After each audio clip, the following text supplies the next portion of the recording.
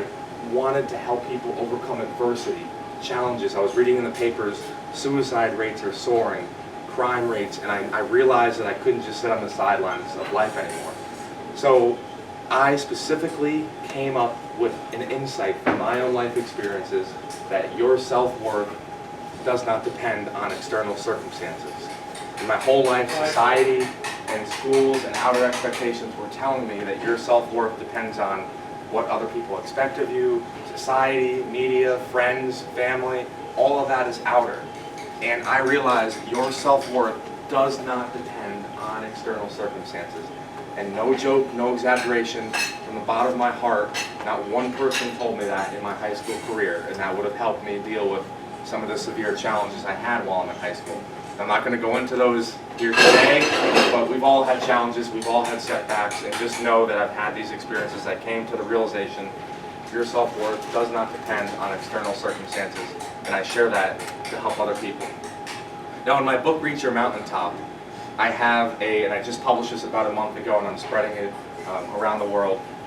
I have a specific message that not only that I wish I hear, but it's helping a lot of people. And this is the core message I have for you today, is to define your own version of success. Your own version of success. What do I mean by that? Don't go after the version of success given to you by society, by peers, by other people in the outside world. And this is something that not only in high school, but in college, in graduate school, being in the working world for a decade, all of this time I realized nonstop, and I don't mean like for the most part, I mean nonstop. All I heard from the people was, you have to do this, you have to do this, you have to do this. And it not only frustrates people to not fulfill their potential, but it leaves them struggling to find their true purpose. It really leaves them not able to handle adversity the right way.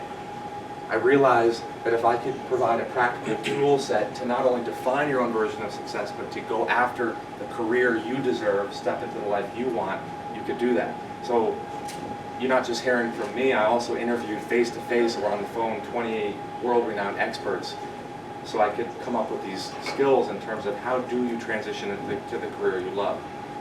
Now the next core key pillar of the mountaintop as we move along here, I'm going to go for about 10 minutes today and then I'll open up the floor to questions. I want to give you the main points about what this book entails, is that money is only one small picture of the overall version of success. Another thing that society does not tell you, and that not only do I disagree with, but the experts I interviewed disagreed with. I would rather take someone who's happy and fulfilled and doing the career they want, or at least moving towards it, versus someone who might be making a lot of money, but they're stressed out and they're unfulfilled and they're not there for their families. This is very sad but true. There are some CEOs out there in the world who, and I have the utmost respect for them, they're successful. With that said, they're working 80 hours a week, they're burned out, they're not there for their families, they have toxic energy, and according to the people I interviewed and the message of this book, that's not true success. It's about realizing that money is only one small picture of the success amidst a much larger version, which includes being there for your family and friends, work-life balance, and also moving towards a career you love. So as I move into the next couple pillars of the theme of this book, and what I wanted to really share with you here today, is that when I say mountaintop, I don't mean literally climbing a mountain. It's a mindset. It's a mindset that can be lived on a daily basis. So the mindset of, I talked about moving towards a career you want, I talked about being true to yourself. That means not everyone may agree with what you're doing. Not everyone may want you to do what you're doing, and you may make little tweaks in your daily schedule, you may be moving towards something you want, and not everyone may even support what you're doing. But it's still the mountaintop way of life if it's true to what you want to do, not what the outside world is expecting. That's one of the core themes of this book. Not only is money one small part of the overall puzzle, but in addition to that, the mindset of doing what's true to you even when other people don't agree. For example, you may want to be there for a dear family or friend, and perhaps someone at work doesn't support you doing that because they expect something from you, or vice versa. Perhaps you need to really work hard on what you're doing. You might have to temporarily step away from something else you're doing. That's up to you to decide, but the core theme here is that it's a mindset of being true to you and not being pushed around by that external world. I really wish I heard that, and then the people I interviewed who varied anywhere between 35 up to 85. I interviewed all these experts from across 5 different continents that I traveled to, and they said to me, Jeff, I wish someone would have told me that. It would have made my career far less stressful, and I would have made a lot less mistakes. So that's why I'm so passionate about sharing this message with you guys here today.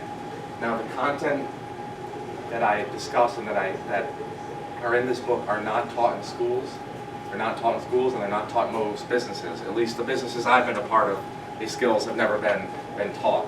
So I really came up with this idea that if I could get this into not only, like I said, I speak to students, but I'm also speaking to nonprofits, and even lately I've been lucky and blessed enough to get it into a couple corporations, which has been fantastic because the book also gives a lot of leadership tips. The leadership tip in terms of identifying what you want, moving towards that on a daily basis, and then making tweaks along the way. That's really the core theme. That's the overview. There's a lot more to it, but I wanted to just touch on it, on both why I did it, what gave me that understanding that there is a need out there for this, and there is a serious need for this, and then the overview of the book, which is really to define your own version of success, not the version of success that's handed to you by the outside world.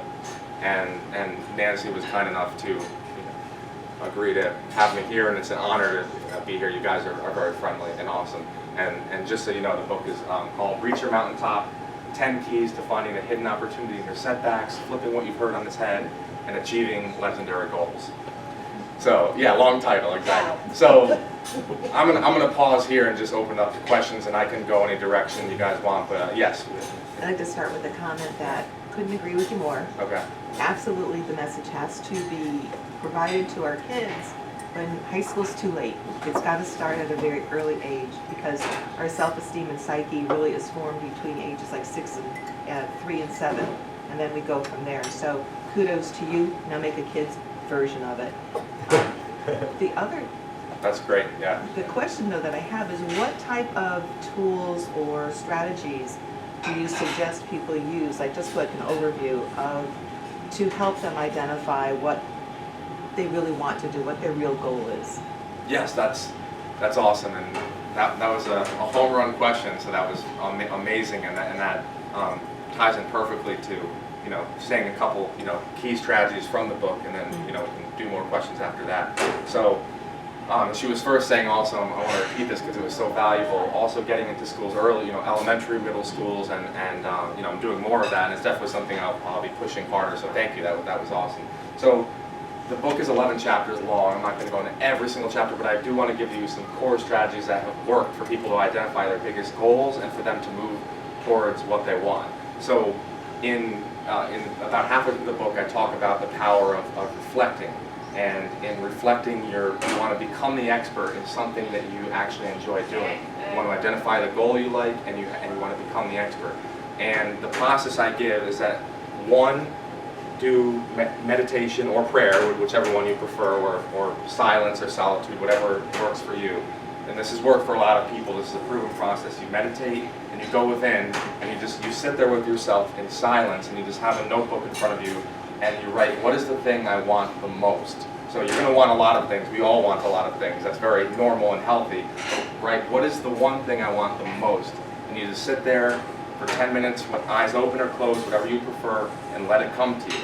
And it may, for some people who aren't used to doing that may sound a little bit like, kumbaya, Jeff, is that really going to work? And I promise you, not only does it work for me, but more important than that, all these people I talk to, these really respected experts, it worked for them. And that's when I said, wait a second, this really works. So that's step 1. Step 2 is to spend more time with yourself. We don't spend enough time getting to know ourselves. So that can include something as simple as going for a walk. It could be watching a good movie. It could be spending more time reflecting. It could be reading a book and figuring out what you're passionate about, what you care about. There's not enough people who are really getting to know themselves and what they truly desire. And then another process in this is that also our goals are achieved in community. So notice how the process started out with, I said be alone. but don't stay alone. Start out with your own inner compass, but then also talk to people. Get feedback from someone you trust, and that could be a coworker, it could be a friend, a colleague, it could be a relative, someone you can go to and share your innermost self and be comfortable, and you don't have to worry about any kind of kickback or judgment. You can just be open with them. I find that sometimes when you ask someone who knows you well, they might see something in you didn't see in yourself. Now, to be very clear here, if it doesn't match up with your own internal compass, don't worry about it. You don't have to apply that feedback. But what I found is with a lot of the research I did is that a lot of times someone would have that internal inclination to do something, but there was a lot of doubt and there was a lot of resistance. And then they would talk to someone who they trusted, and that person would say, you're really good at that, you should move towards that or do it, whether it be as a hobby or an activity or something you start out doing on weekends, or maybe you do it in the morning, maybe you can even do it during the day. So that process of the solitude, reflection, and journaling, and then the process of spending more time getting to know yourself, talking to a trusted friend and colleague, and then I go into, I'm wrapping it up here in terms of the strategy, is not only you identifying what you want the most, but then you have to apply the strategy of both emotional intelligence and time management. And these are where I feature world-class experts on these two key skills. You have to be emotionally intelligent to know that not everyone may like what you've decided. For example, it may be something that's foreign to people around you. It doesn't mean that they don't want you to do it, but they're just not used to it. So you have to know how to emotionally intelligently respond to people, and also how to share it with the right people and not go out there and if you just tell everyone and people start disagreeing with it, it may deflate the energy behind it. And then in terms of managing your time well, it's not about conquering the world in one day. It's about just getting a couple of small tasks done each day. Make small, tiny tweaks. So it's not about having to, a lot of people get overwhelmed and say, I'd like to do this, but how do I go from here to here? And it's not about having to do all of it at once. It's just these tiny tweaks each day. Small, tiny daily changes lead to long-term results. So did that answer the question? Yes, it did. Okay. Thank you. Yeah. Any other questions or thoughts, comments? How do you make a living right now? Just being an author, or are you doing other things in your life? So a mixture of it. So I'm speaking more, and after it took many years, and it was a huge struggle. Many years? You don't have many years under your belt? Yeah. So, yeah. Well, that's funny. Yeah. Well, I'm 27, but I like to pretend. I like to pretend like I'm 30. So I'm really 30 years old. No, but I took a public speaking course in college, and it was my favorite course. And I started speaking very early, like right out of college, in Toastmasters clubs. And then I competed through that. I almost won the world championship of speaking, and then I used that as a platform it took a long time to build up, but I've got a website and all that, and now I'm speaking professionally to schools, nonprofits, and occasionally corporations. And then I've written a couple books, and then I do consulting in digital marketing. So I'm also like Google AdWords and Google Analytics certified, and I will consult with companies, so that'll keep some cash flow going on the side while I keep doing my thing with the speaking and the writing and traveling. This doesn't have to do with the book, but is your mom still teaching? She transitioned to a different school, so yeah, she taught them in the after-school program, but like I said, she was there that morning. She's now at a school in Bridgeport, so she transitioned to a different school, and she likes where she's at now. So yeah, thank you for asking. Yeah, she went back to school in her 40s and got her degree and her. Do you want me to leave yours up there to stay warm? Or? You can just put it there. That's You perfect. sure? Yeah, thank you very much. Yeah, I'll be done in a minute. No, no problem. Yeah, so she loves it, and she got her master's, and she went back to teach, and she likes it. So yeah, it's good. Yeah. So yeah, if anyone wants my book, I'm always open to reviews, honest reviews on Amazon if you're a reader. So and thank you very much for having me. And any other questions, feel free to let me know before the morning's up. I love your book.